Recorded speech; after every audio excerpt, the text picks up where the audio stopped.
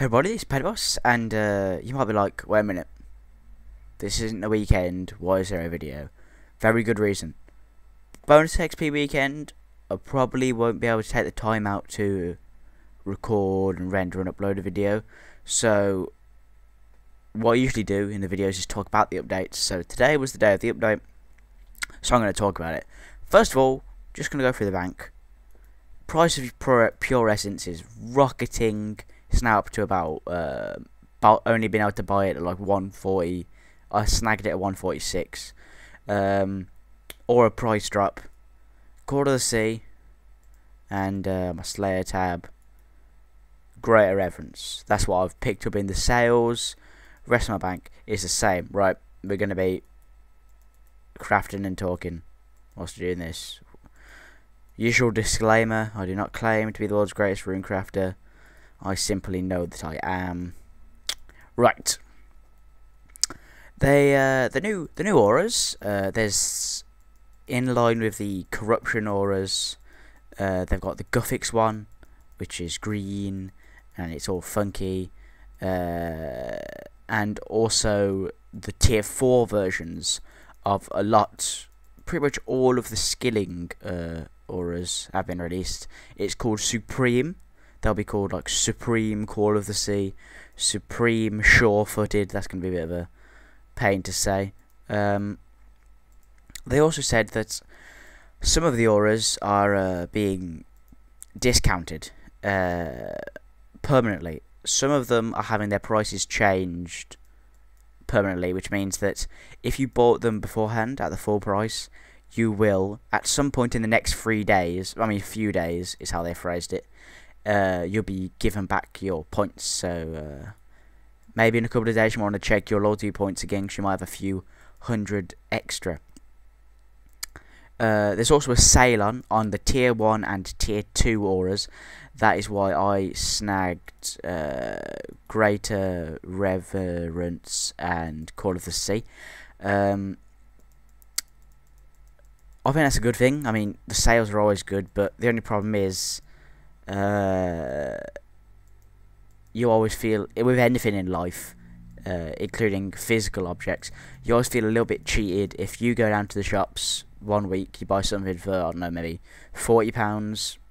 Next week, special offer on is £25. You've got the same thing, but they've got it for £15 less, which I don't know, in America that's like $20, I suppose. I'm not a calculator. I don't know the exchange rate, so I wouldn't be a very good calculator if I was. When about the whole like getting your points back, right now it's very hard to figure out what you'll get points back for, because all of the tier 1 and tier 2 auras are on sale. You can't compare those to the original price and think, oh, it's gone down by this amount, because I think all tier 1s are 50% off and tier 2s are 25. That might be wrong. I might have completely made that up. I think that's the way it works, which is why I only had just over 20k points, and yet I managed to pick up Reverence, Great Reverence and Call of the Sea, which normally I think would have cost around 30k, because Great Reverence costs about 21k. And that brings me on to another part of the members loyalty program that I think they should change, and that is the idea of trading in rewards that you've got. And I don't mean auras, because auras are things where you can claim them, and let's say you trained fishing, used Call of the Sea, and you completely used that, and you said, right, I'm never going to do fishing again. To trade that aura back in would be kind of like cheating the system, because you've got that bonus for free. But I do think they should let you trade in is the cosmetic stuff. For example, when the loyalty reward system first came out, I'm not entirely sure how good the auras were going to be.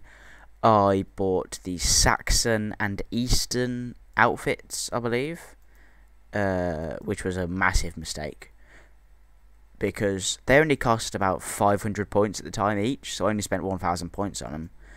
But still, that's 1,000 points I'd like back, because they're cosmetic. I haven't gained an advantage from having them, unless you're into in-game costumes. So I think you should be able to trade stuff like that back. You should be able to trade in recolors. They've recently, with this update, in fact, you can change the colour of your eyes. It's a bit weird. They're described as glares, and the picture for them is quite bold. So I don't know whether it's like a headlight. Maybe you don't need a lamp in the giant mole lair anymore, but that's probably not true.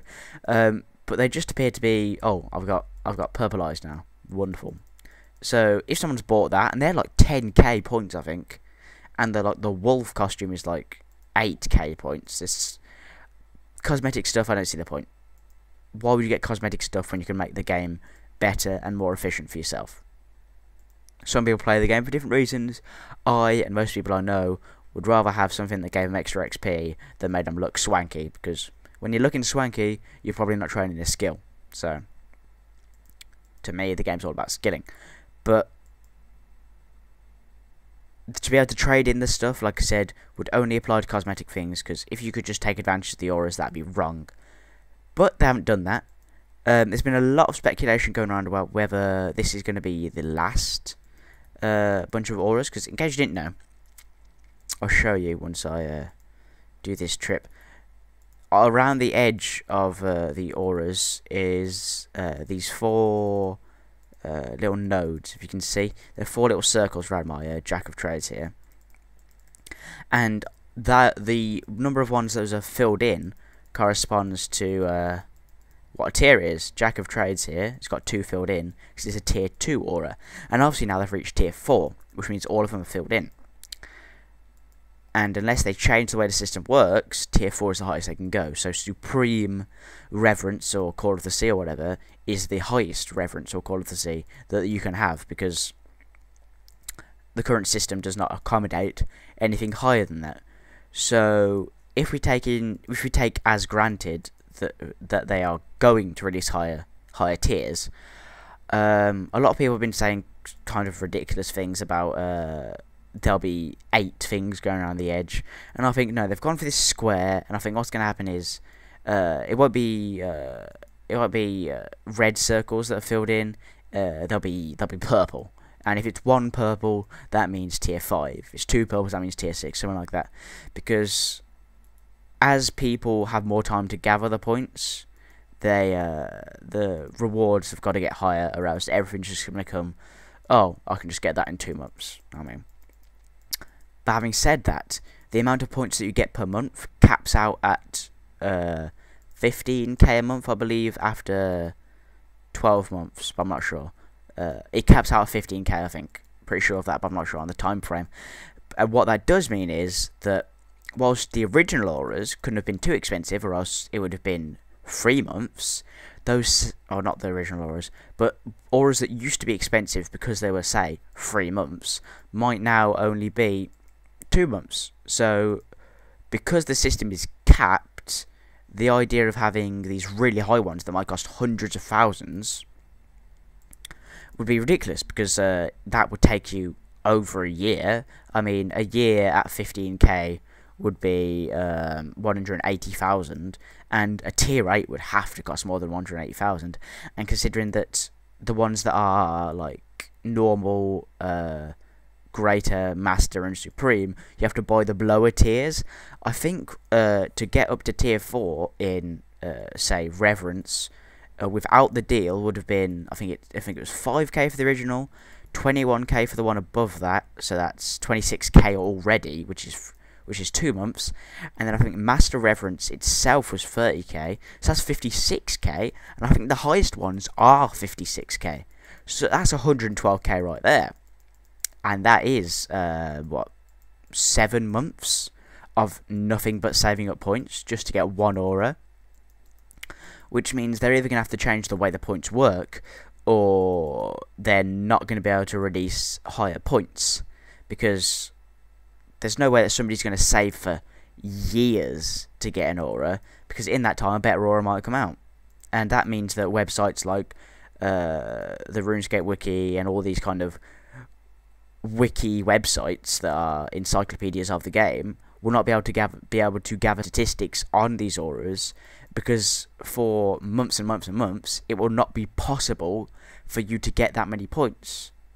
Because I've only got 8.5k points now, for me to get one of those high auras, I would have to wait until like September, which is half a year, to get what is effectively one aura. So that system's either going to need changing or something. There's going to need to be something, or else that's not going to go very well. The other part of the update was the lodestones. As far as I can tell, they were in limited use, which is not what I wanted them to be. But then again, it's not about what I want, is it? It's about Jagex thinks it are best, and this is what they've chosen to be the best thing. And I will show you in a second once I've done this run. Basically, now beforehand, when you clicked the home teleport, you would be teleported to an area that was designated the home of your spellbook. On Luna's, which I'm on now, it would be Lunar Isle. On normal spellbook, it was either Burthorpe or Lumbridge after the update. And on Ancient Magics, it's Edgeville. But now, you get this. It's a map of all of RuneScape, or Gale Nor, I believe it's called. And you start off with Burthorpe and Lumbridge. I've done Lunar Isle, so I think that gets unlocked automatically, which would imply that Edgeville gets unlocked automatically if you've done Ancient Magics. I don't know whether you can unlock it by going there. Just checking out those. I've unlocked Varrock because it's where they're going to exchange, is one I use most. And the only problem is, look how close this row is here. Fair enough, you're in Alcarid, you want to get to Yanil, use that gatestone or go to Castle Walls over here. But if you're in Falador, you want to get to Tavali, just walk. I mean, the home port is probably quicker, but still, it's a very short distance. And I think part of, not necessarily what made the game good, but part of what made the game interesting when I first started playing was talking to your friends, saying, "Oh, how do I get to this place? Oh, you need to go to like that place, you know, that place." And you'd go past there and stuff like that. I remember finding Castle Walls for the first time. I remember walking past Camelot and walking south of Ardougne and finding Castle Walls and thinking, "What is this magical place?" And part of, for me, that was part of the good part of the game, was that it was this adventure. Obviously, once you learn the map, you know where everything is, you know all the teleports, it's not that good. But for a new player, you go to Varrock once, hit the lodestone, you can teleport there whenever you want. It cheapens the magic skill more than people will realise, and it also cheapens the teleport tablet business. And Jagex had a thing recently of just disturbing with the economy of RuneScape in certain ways. Jagex have made the economy of RuneScape using the Grand Exchange like things are in real life. They've made it follow the rules of supply and demand. Beforehand, with the old school style of trading, it was whatever was the best offer in the bank. Now it's an algorithm based on supply and demand of what the price should be. But having said that, they've decided people spend ages getting the levels to make teleport tabs. People make teleport tabs to train magic, and it used to make a decent amount of money. Let's just give people teleports to everywhere they want. Yes, it doesn't give people teleports to everywhere. I mean, you can't go to, I think there's a, with Love Story, you could chip it and make a Trollheim teleport. But Camelot, there isn't an Ardougne teleport, which I noticed, which was a little bit strange, considering that a place like Yanil is, and compared to Ardougne, Yanil is a much less significant town in terms of quests, things you can do, reasons to be there. So the whole system's a little bit weird. I think it would have been better if it was 3 teleports a day to that location.